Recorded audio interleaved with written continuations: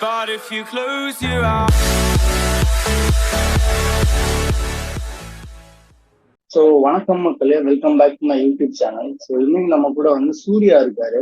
அவர் வந்து ஐஏஎம் நாக்பூர், அப்புறம் இன்னும் நிறைய காலேஜஸ் வந்து கேட்ல கன்வெர்ட் பண்ணியிருக்காரு. ஸோ அவரோட கேட் ப்ரிப்பரேஷன் ஜேர்னி தான் வந்து நம்ம இந்த வீடியோல பார்க்க போறோம். ஸோ வாங்க பார்க்கலாம். So hi bro, Surya bro, எப்படி இருக்கீங்க? நல்லா இருக்கேன். நல்லா இருக்கீங்க. ஸோ உங்களை பத்தி ஒரு சின்ன இன்ட்ரோடக்ஷன் சொல்லுங்க, ஏன்னா எனக்கே உங்களை பத்தி தெரியாது.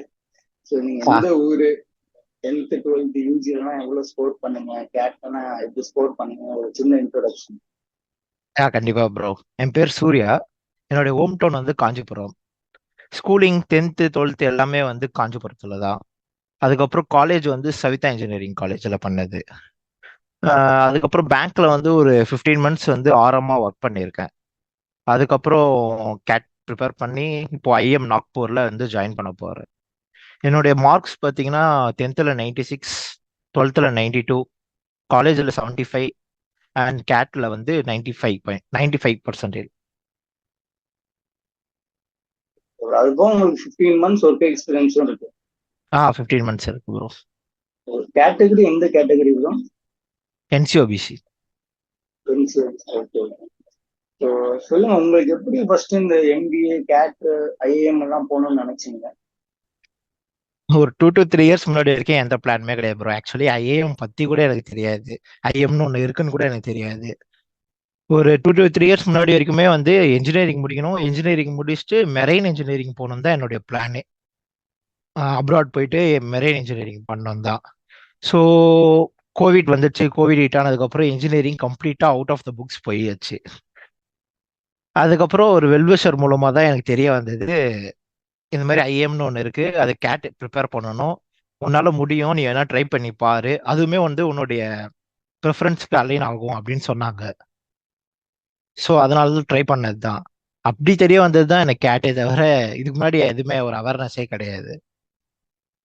ஸோ அப்படி ப்ரிப்பேர் பண்ண அதுக்கப்புறம் நான் நிறைய ரிசர்ச் பண்ணது தான். அதுக்கப்புறம் என்னோட இன்ட்ரெஸ்ட் எதில் அலைன் ஆயிருக்குன்னு பார்த்தேன். More of consulting, investment banking இதில் தான் வந்து நிறையவே இன்ட்ரெஸ்ட் இருந்தது. ஸோ அதனால தான் எம்பிஏ ப்ரிப்பேர் பண்ண ஆரம்பிச்சு இப்போ கேட் ப்ரிப்பேர் பண்ணி இப்போ ஐஎம் நாக்பூர்ல ஜாயின் ஆகும்.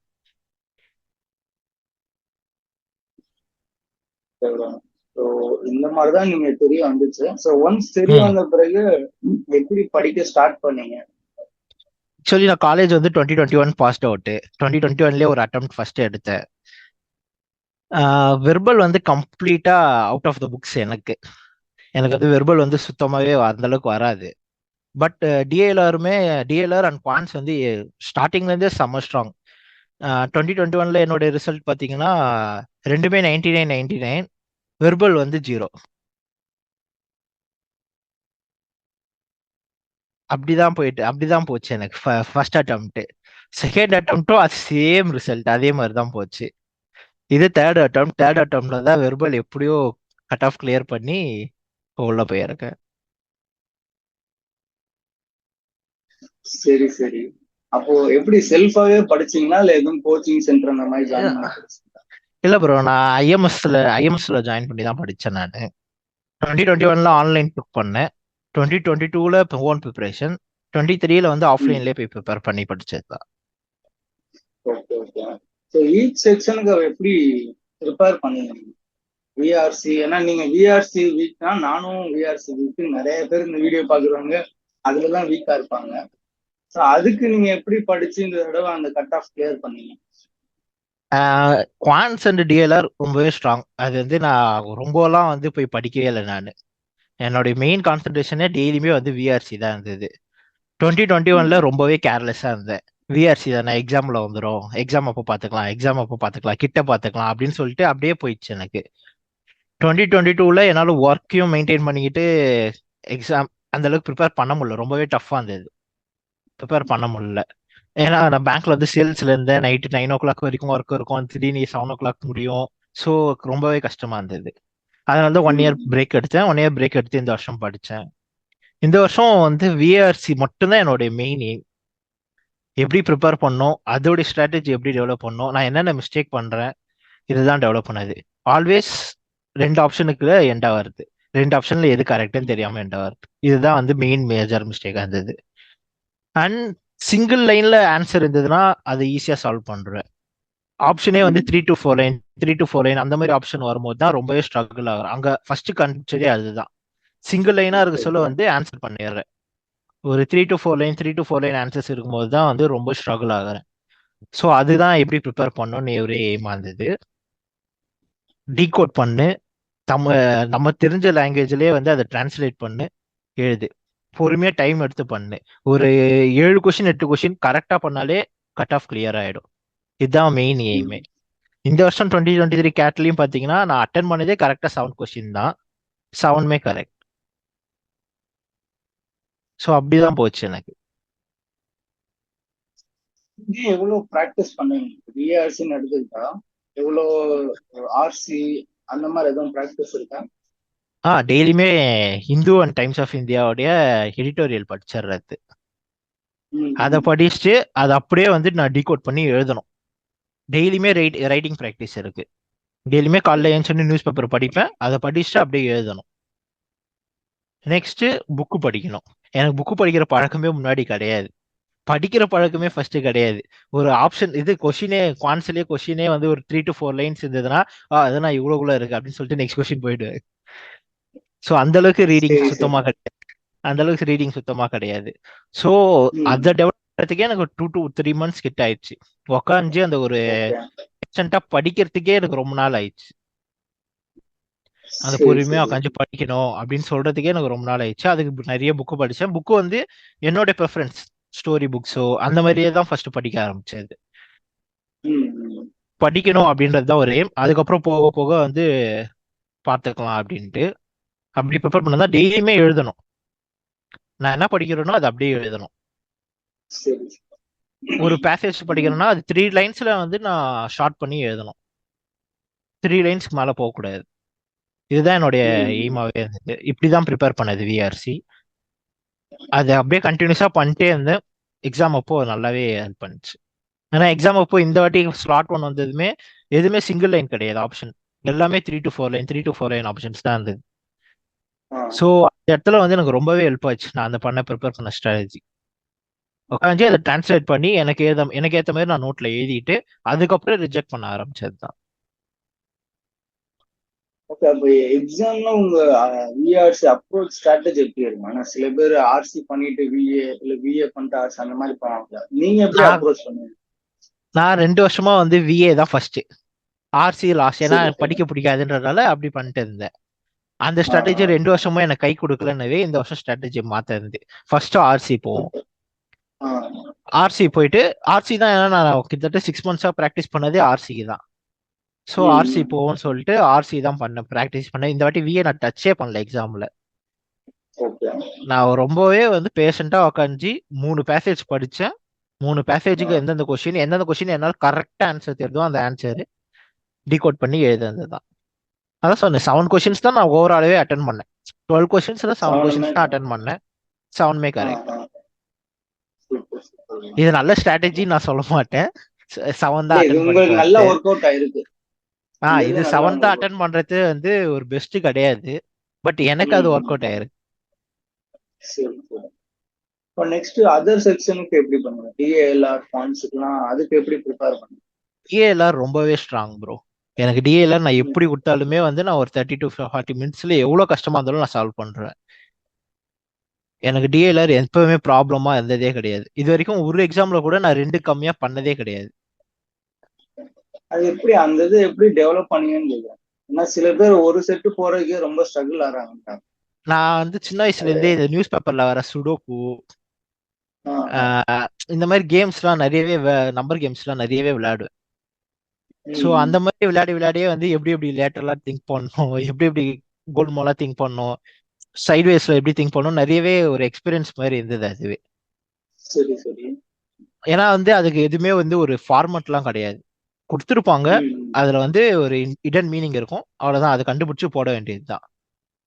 ஸோ அது எனக்கு ரொம்பவே ஹெல்ப்ஃபுல்லா இருந்தது சின்ன வயசுல இருந்தே விளையாடினது. பட் நீங்க வந்து ஐஎம்எஸோட ரிசோர்ஸ் மட்டும்தான் டிஏஎல்ஆருக்குலாம் யூஸ் பண்ணுவீங்களா இல்ல ப்ரீவியஸ் இயர் எப்படி சால்வ் பண்ணுவீங்க? சில பேர் என்ன ஃபுல்லாவே ஃபர்ஸ்ட் நான் ஃபுல் சொல்லுங்க அண்ட் ஃபுல் ஐஎம்எஸ் ரிசோர்ஸ் மட்டும் தான் ஃபாலோ பண்ணது. வேற எதுவுமே டைமோ 2 AM எதுவுமே போனது கிடையாது. ஒன் அண்ட் ஒன்லி சொல்லுங்க. ஐஎம். ஏன்னா ஐஎம்எஸ்லயே வந்து அவங்க கொடுக்கறதே செம்ம கஷ்டமா இருக்கும். அவங்க கொடுக்கறது சால்வ் பண்றதுக்கே நமக்கு ரொம்ப நாள் ஆகும்.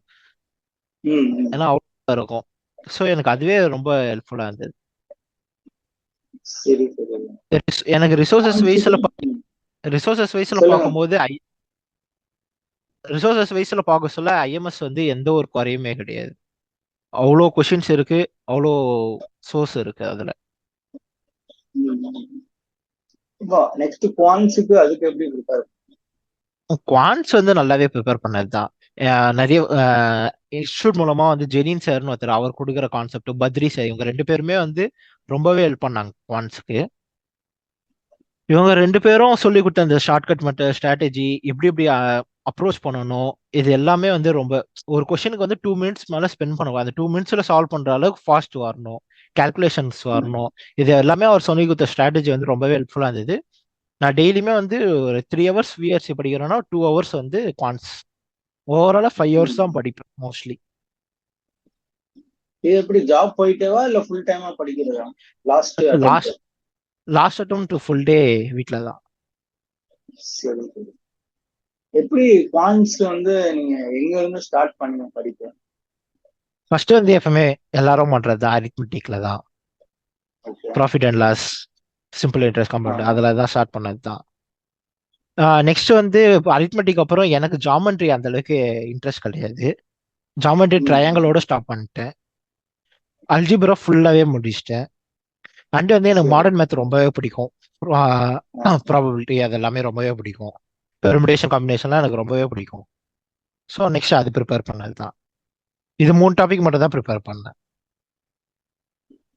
இல்ல சில பேருக்கு வந்து நம்ம அரித்மெட்டிக் மட்டும் படிச்சுட்டு போனா எக்ஸாம் எழுத முடியுமான்னு டவுட் இருக்கும். உங்களோட ஒப்பீனியன் என்னன்னு நினைக்கிறீங்க? அரித்மெட்டிக் மட்டும் ப்ரிப்பேர் பண்ணிட்டு போறதுலாம் ஒரு நல்ல ஸ்ட்ராட்டஜியே கிடையாது, கன்ஃபார்ம். ஏன்னா எப்பவுமே வந்து எல்லாருக்குமே தெரியும் அரித்மெட்டிக் தான் நிறைய கொஸ்டின் வரும். அதனால அரித்மெட்டிக்ல தான் எப்பவுமே அவங்க கஷ்டமா கேட்பாங்க. ஏன்னா அரித்மெட்டிக்ல அரித்மெட்டிக் தான் மட்டும் ப்ரிப்பேர் கொண்டு போகணும்னா அட்லீஸ்ட் லெவல் 2 லெவல் 3 அளவுக்கு எப்படி கொஸ்டின் கேட்டாலும் நம்ம சால்வ் பண்ற மாதிரி பிராக்டிஸ் பண்ணிட்டு போனாச்சும் ஹெல்ப்ஃபுல்லா இருக்குமா? நீங்க இந்த வாட்டி எடுத்தீங்கனாலே பாத்தீங்கன்னா அரித்மெட்டிக் யாராலுமே ஆன்சரே பண்ண முடியல, ரொம்பவே கஷ்டமா இருந்தது இந்த அட்டெம்ப்ட் ஆமா. ஸ்லாட் 1ல. இந்த ஏன்னா இப்போ அரித்மெட்டிக் மட்டும் ப்ரிப்பேர் பண்ணிட்டு வந்தாங்கன்னா அவங்களுக்கு இந்த அட்டெம்ப்டே வேஸ்ட், 1 இயரே வேஸ்ட் ஆயிட்டு இருக்கும். எல்லா எல்லா செக்ஷன் எல்லா டாபிக்லயுமே வந்து ஒரு மீடியம் லெவல்ல வரைக்கும் போது கம்ப்ளீட் ஆயிருக்கணும். அட்வான்ஸ் போறனாலும் மீடியம் வரைக்கும் போது கம்ப்ளீட் ஆயிருக்கணும். அரித்மெட்டிக் அட்வான்ஸ் வரைக்கும் கம்ப்ளீட் பண்ணியிருந்தா ஓகே. ஒரு மீடியம் கொஸ்டின் கூட அடுத்த செக்ஷன்ல இது பண்ண முடியலன்னா ரொம்பவே கஷ்டம் தான். சரி சரி. நான் ப்ரிப்பேர் பண்ணா அப்புறம் எவ்வளவு நீங்க மார்க் டெஸ்ட் அனாலிசிஸ்லாம் எப்படி பண்ணீங்க? எவ்வளவு மார்க் எடுத்தீங்க? எப்படி அனலைஸ்? நான் எப்படியோ ஒரு 30 to 35 எடுத்திருப்போம் ப்ரோ மார்க்கு. நான் கடைசி நவம்பர் மாசத்துல மட்டுமே டெய்லி ஒரு மார்க் எடுத்தேன். Okay okay. நான் டெய்லியுமே ஒரு மார்க் எடுத்தேன். அனலைசிஸ் மட்டுமே வந்து எனக்கு எப்படியும் விஆர்சி மட்டுமே ஒரு 4 hour 5 hours மேலேயே போகும்.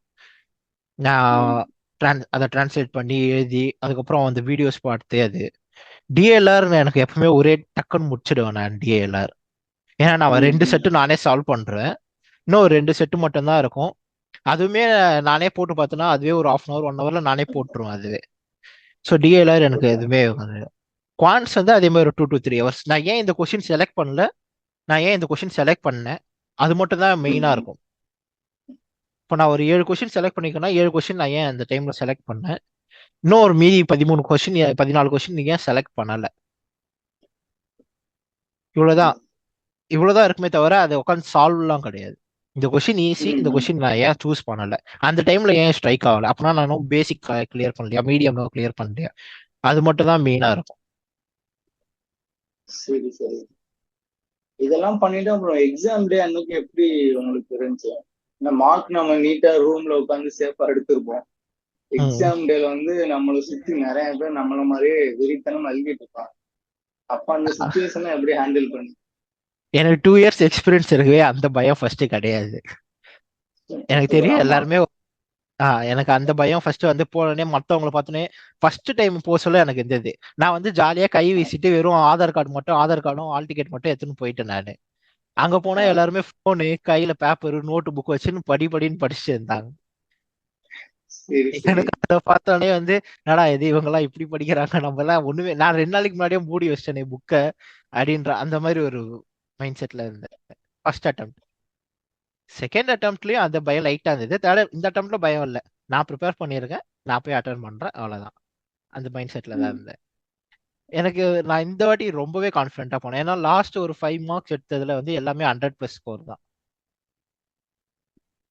ஸோ வந்து ரொம்பவே கான்ஃபிடென்ட்டா இருந்தேன் நான்.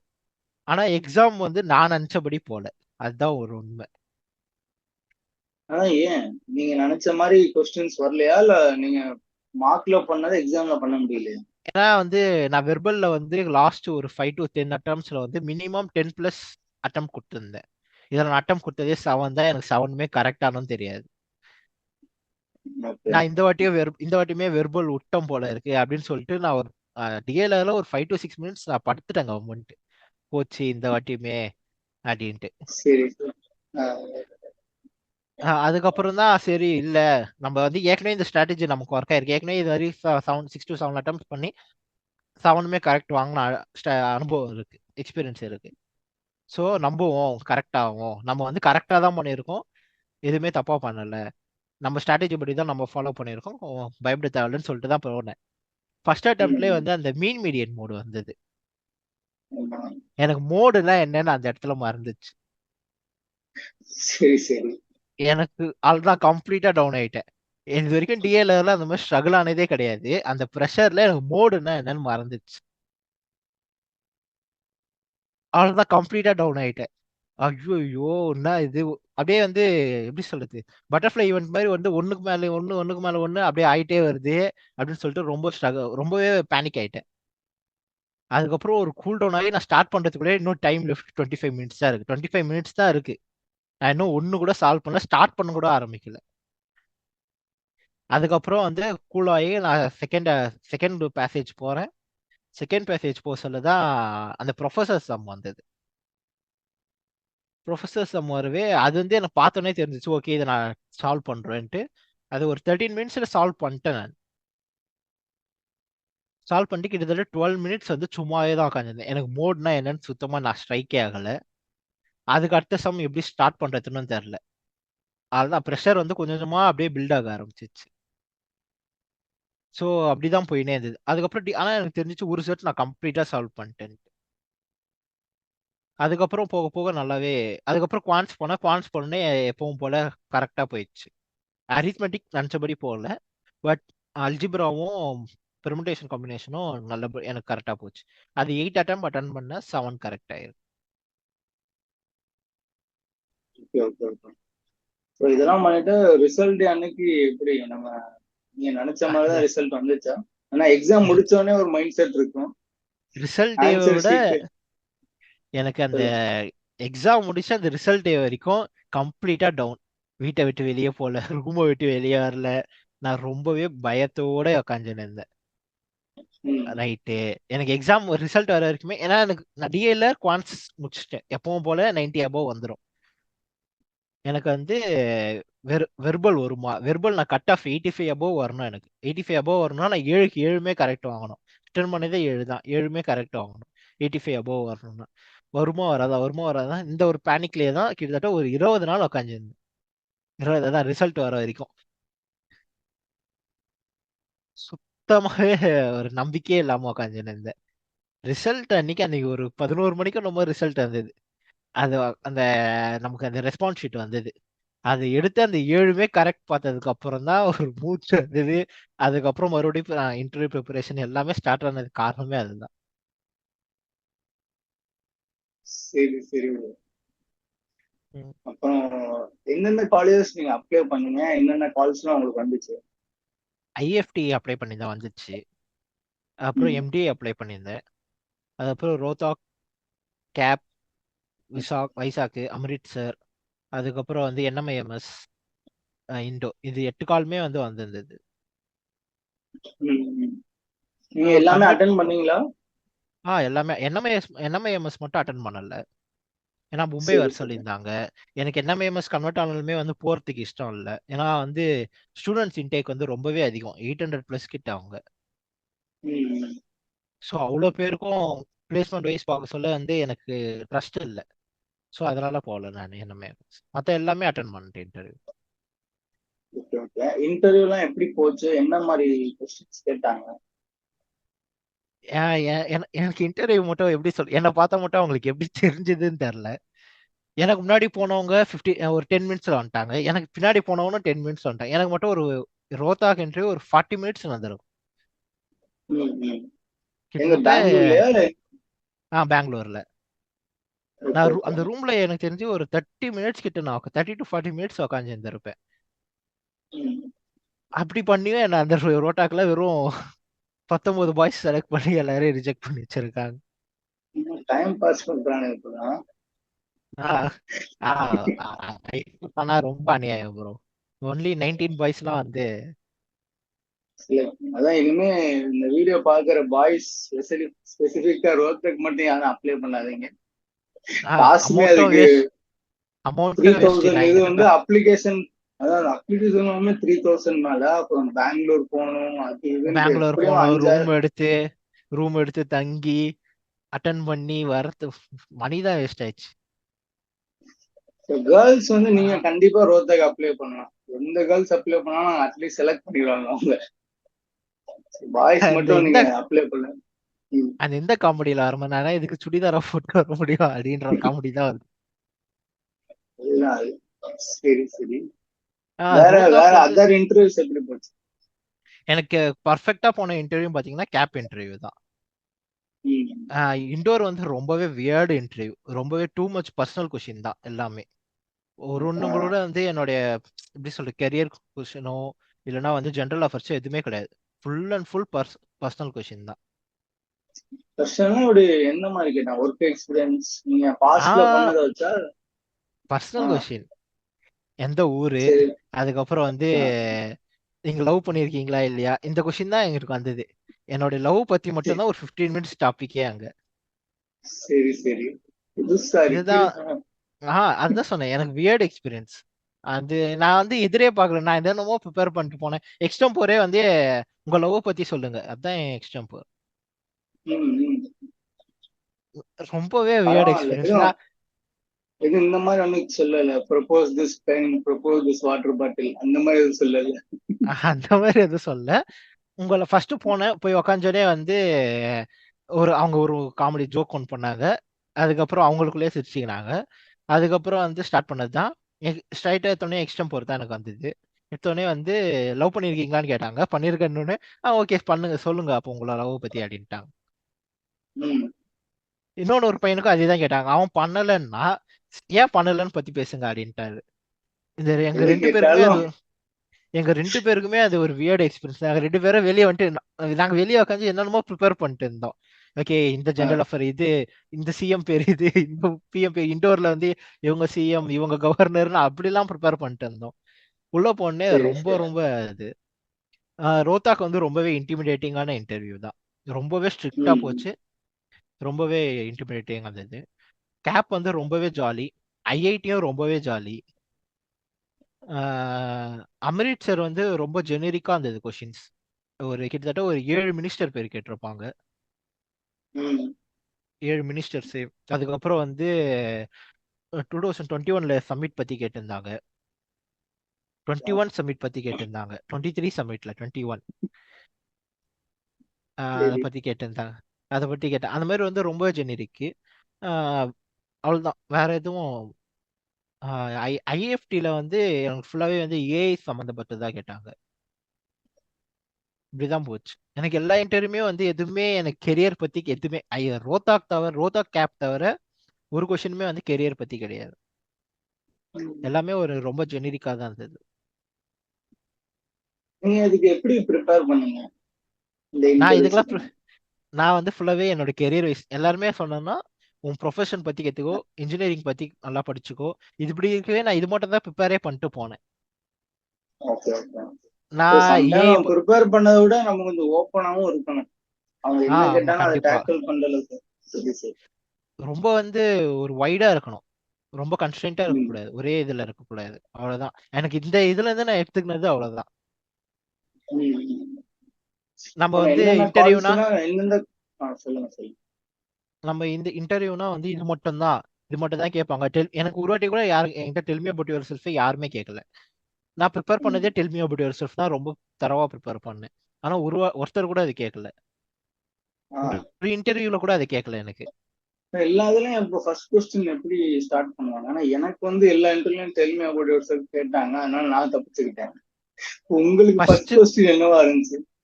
என்னோட ப்ரொஃபைல் பார்த்தாங்க. பார்த்தோனே வந்து இன்ஜினியரிங் முடிச்சுட்டு டு பேங்க் ஏன்? இதுதான் என்னோட ஃபர்ஸ்ட் கொஸ்டினாவே இருந்தது. மோஸ்ட்லி சரி சரி. ஆ.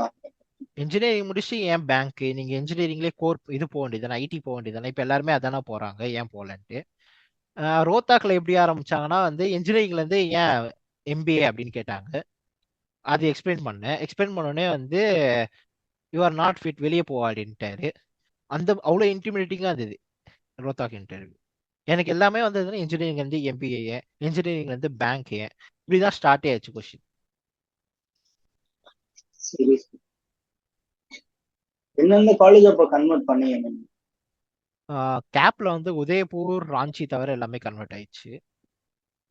Okay okay. திருச்சி கன்வெர்ட் ஆகல. திருச்சி வந்து வெயிட்டிங் லிஸ்ட்ல இருந்தது. இருந்தாலுமே வந்து என்னுடைய எல்லாருமே வந்து திருச்சி வேணாம் நாக்பூர் போன்னு சொல்லவே நாக்பூர், நான் திருச்சி அந்த அளவுக்கு கன்சிடர் பண்ணல, நாக்பூர் தான் சரி போனேன். சரி.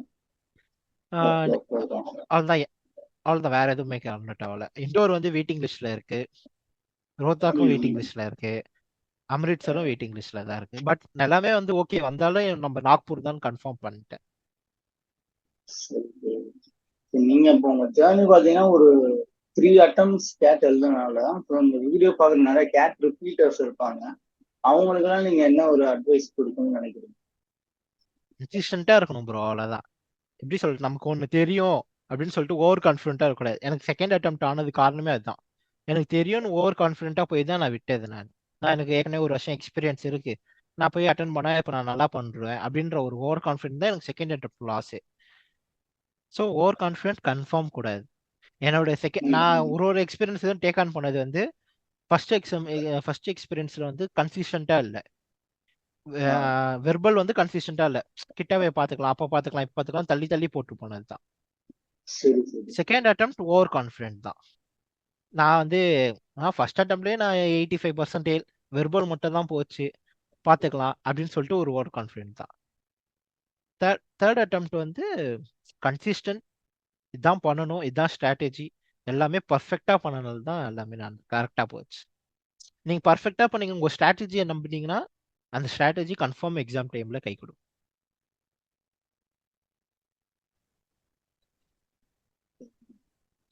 வேற ஏதாவது நீங்க ஆட் பண்ண நினைக்கிறீங்களா? நாங்க நம்ம பிளான் பண்ணதெல்லாம் சொல்லியாச்சு. ஃபர்ஸ்ட் உங்களுக்கு வேற இன்வைட் ஏதாவது ஷேர் பண்ணதுக்கு பண்ணணும்? ரொம்ப தேங்க்ஸ் ப்ரோ, என் எக்ஸ்பீரியன்ஸை ஷேர் பண்றதுக்கு. தேங்க்ஸ். கண்டிப்பா. Don't worry, be happy.